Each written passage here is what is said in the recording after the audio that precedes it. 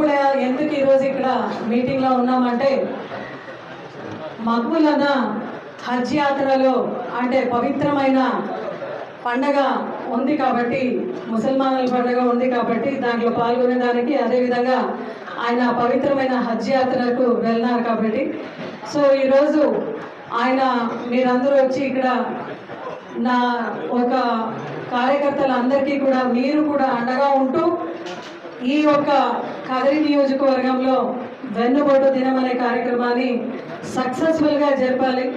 ఎలా జరపాలి ఈ ప్రోగ్రామ్ అంటే, మీ ఎమ్మెల్యే ఉన్నాడు కదా, ఇక్కడ కదిరిలో ప్రజెంట్ టీడీపీ ఎమ్మెల్యే, ఆయన ఎప్పుడు కూడా వైఎస్ఆర్సీపీ పార్టీ కార్యకర్తల్ని కానీ జగన్మోహన్ రెడ్డి గారిని విమర్శ చేసే దాంట్లోనే ఆయన ఉంటాడు. ఎప్పుడు చూసిన గత ప్రభుత్వం మాట్లాడుతుంటాడు. అయ్యా కదిరి ఎమ్మెల్యే గారు మీకు ఒక మంచి మెసేజ్ ఇస్తున్నావు, వినండి. సమస్తం అయింది, ప్రజలందరూ కూడా మీకు క్లియర్ మ్యాండేట్ ఇచ్చినారు, మీరు ఎమ్మెల్యేగా ఉన్నారు. సమస్తైనా కూడా ఇంకా మన పైన ఏడుస్తున్నారు. గత ప్రభుత్వం అని ఒకటే, ఎప్పుడు చూసినా కూడా జగన్మోహన్ రెడ్డి గారిని విమర్శ చేసే దాంట్లోనే మీరు ఉంటారు. నేను ఒకటే మాట అడుగుతున్నాను, ఈరోజు సంవత్సరం అయింది ఏర్పాటై, ఏ ఒక్క డెవలప్మెంట్ మీ కదిరిలో చూపించినారు అనేది మీరు ఖచ్చితంగా ప్రజలకు చెప్పే అవసరం, మనకందరికీ కూడా చెప్పే అవసరం మీకు ఉంది అని మీకు సవినయంగా ఈ మీడియా ద్వారా, ఈ మీటింగ్ ద్వారా మిమ్మల్ని అడుగుతున్నాను. ఎందుకు చెప్తున్నాను మాట అంటే, ప్రతి రోజు కూడా వైఎస్ఆర్సీపీ కార్యకర్తలు ఇబ్బంది పెట్టడం, కేసు పెట్టడం, లోపలు తోయడం, ఇదే మీకు ఒక మ్యాండేట్ అయి ఉంది తప్ప డెవలప్మెంట్ పైన, సంక్షేమ పథకాల పైన ఎక్కడ కూడా కదిరి ఎమ్మెల్యే గారు ఇంతవరకు కూడా వాళ్ళు నిఘా పెట్టేదే లేదు. దానిపైన వాళ్ళు ఎటువంటి చర్యలు కూడా తీసుకోలేదు. ఇంకా సంవత్సరం అయింది, చంద్రబాబు నాయుడు గారు సూపర్ 6 హామీలన్నీ ఇచ్చినారు. అయితే ఒక గ్యాస్ సిలిండర్ ఒక సంవత్సరానికి 3 సిలిండర్ ఇస్తానని చెప్పారు. ఇంతవరకు ఒక్క సిలిండర్ చలవడం ఉంది. అవును కదా? చాలా మందికి సబ్సిడీ కూడా పడలేదు అని చెప్తున్నారు. మళ్ళా ఎవరైతే బాధితులు ఉన్నారో వాళ్ళే చెప్పుకుంటున్నారు. ఇది తెలుగుదేశం నాయకులు ఖచ్చితంగా వినాలి.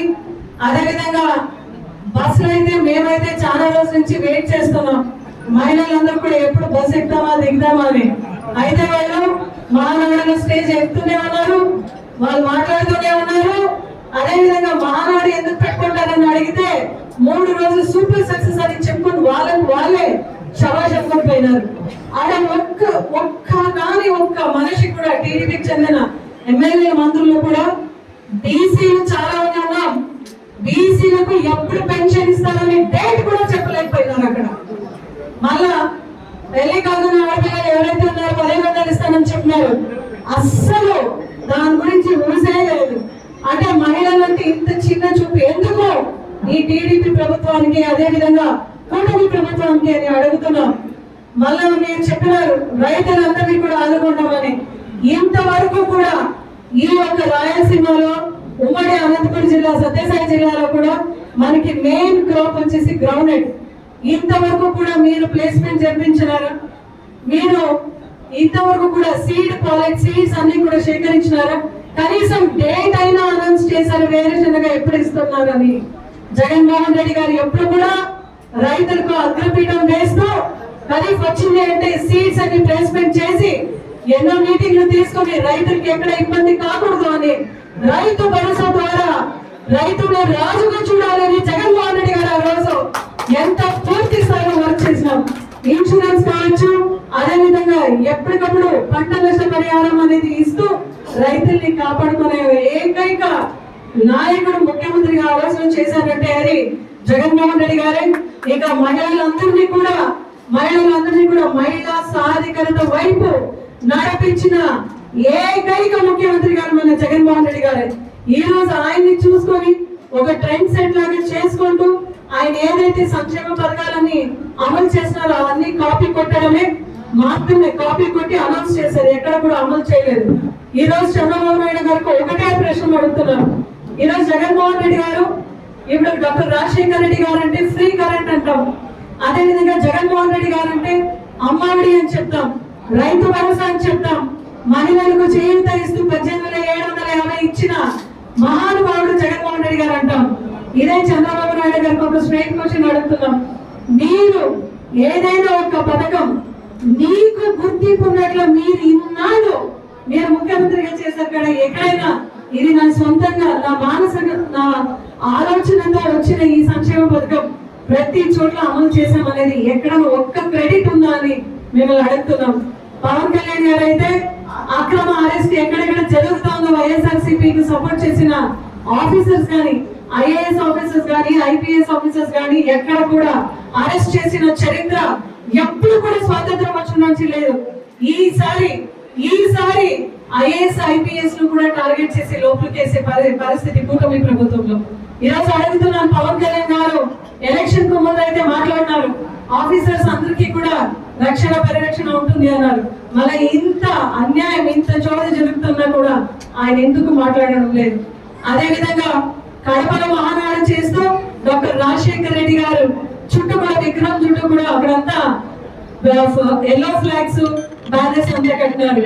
అంటే ఇటువంటి సాంస్కృతిక సంస్కారానికి నాంది మీరు వేస్తున్నారు కాబట్టి రేపు మన గవర్నమెంట్ వచ్చేది 100% నిజమే.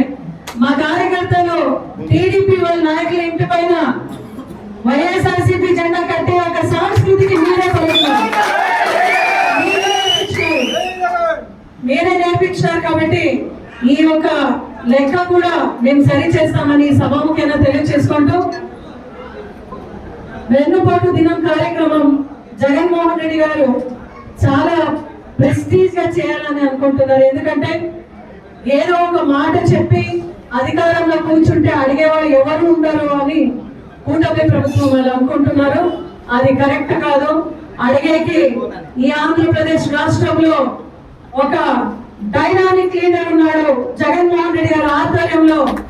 ఆయన చెప్పిన ప్రతి మాటను చూచా తప్పకుండా పాటిస్తూ జూన్ 4వ తేదీ బుధవారం పొద్దున కదరి వైఎస్ఆర్సీపీ ఆఫీస్ నుంచి ఎంఆర్ ఆఫీస్ వరకు మనమందరం కూడా ర్యాలీలో పోయి తర్వాత మెమరాండం ని ఎంఆర్ ఆఫీస్ లో ఇవ్వడం జరుగుతుంది.